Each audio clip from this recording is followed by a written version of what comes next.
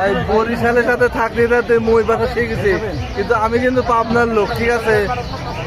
পাবনাতে জাকির ভাইয়ের কেক খাইতে আইছি ভাই।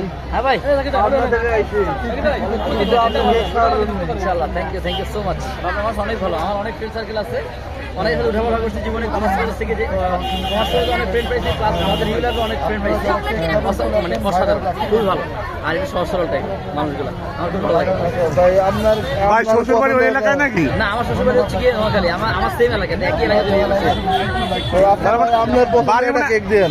আশেপাশে নাকি বাড়ি? আমার ভাই আসো, সব ফ্রেন্ড করে লাইন ও আরে ভাইয়া স্টেপটা লাইক কাজ করতে